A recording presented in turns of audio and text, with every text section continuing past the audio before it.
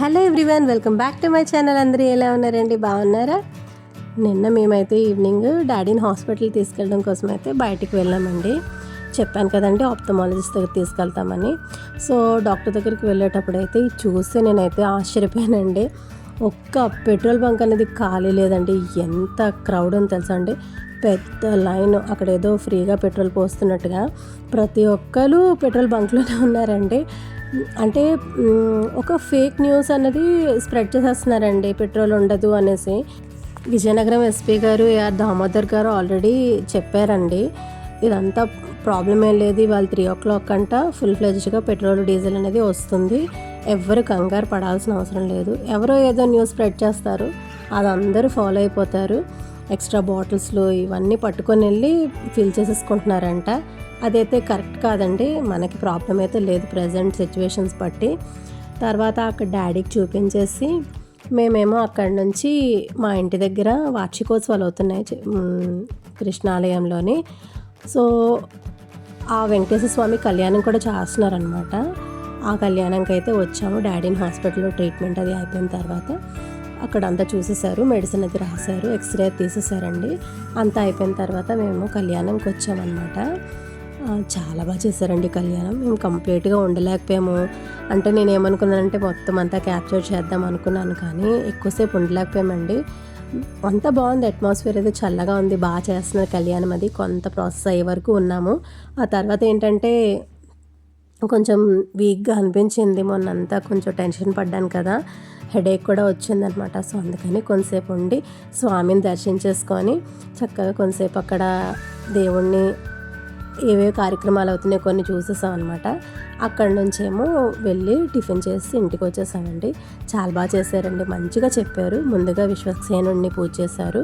తర్వాత ఏంటంటే ఒక కొబ్బరికాయ పెట్టారు. కొబ్బరికాయ పెట్టి చాలా మంచిగా చెప్పారండి పంతులు గారు అయితే మాత్రం. ఆ కొబ్బరికాయ అంటే ఇప్పుడు మనం ఎక్కడైనా పెద్ద ఆఫీసర్ని కలవడానికి వెళ్తాం కదండి, మనం అతనికి అపాయింట్మెంట్ తీసుకోవాలి కదా, అలా ఈ కొబ్బరికాయనంట ఆ స్వామి దగ్గరికి పెడతాం అన్నమాట. మనం ఆ స్వామి దగ్గరికి మన కోరికలు అవి నివేదించడానికి స్వామికి పెట్టే ఆ కొబ్బరికాయని చాలా బాగా చెప్పారండి. నాకు ఇంకా ఉందాం అనిపించింది, కానీ కొంచెం వీక్గా అనిపించేసి వచ్చేసాం అనమాట.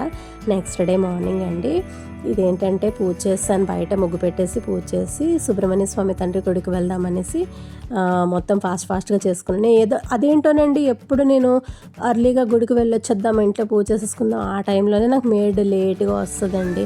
నాకు ఇవాళ లేట్గా రావడం వల్ల నాకు అంతా లేట్ అయిపోయిందనమాట. బ్రేక్ఫాస్ట్ చేసేసాను, చట్నీ చేసేసాను, బ్రేక్ఫాస్ట్ కూడా చేసేసాను.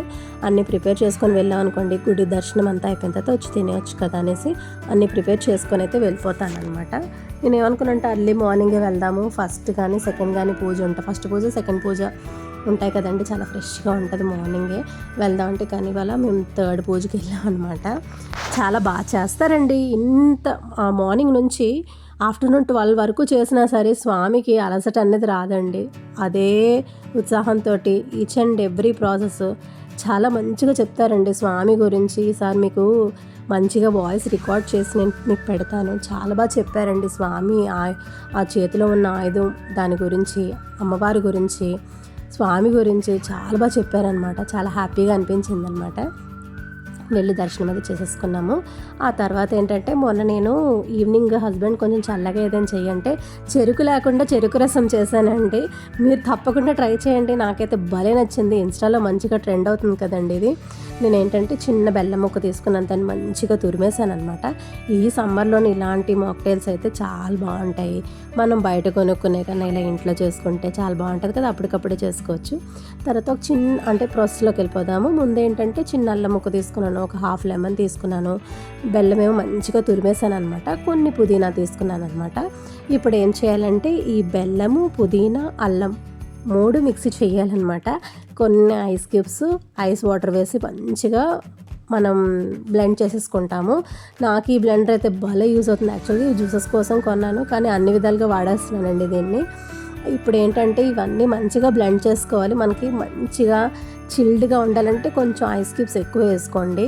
చాలా బాగుందండి, ఎగ్జాక్ట్గా చెరుకు రసం తాగినట్టు ఉంది. కానీ నేను ఏంటంటే కొంచెం పుదీనా ఎక్కువ వేస్తాను, కొంచెం తగ్గించుకొని వేసుకోండి. బెల్లం అది భలే సరిపోయింది. నిమ్మకాయ ఫ్లేవర్, అల్లం ఫ్లేవర్ చాలా బాగా తగిలిందండి. మనం ఇలా సమ్మర్లో బయటికి వెళ్ళి వచ్చిన తర్వాత ఇలాంటివి తాగితే చాలా రిఫ్రెషింగ్గా ఉంటుందన్నమాట. మరి మీరు కూడా ట్రై చేయండి.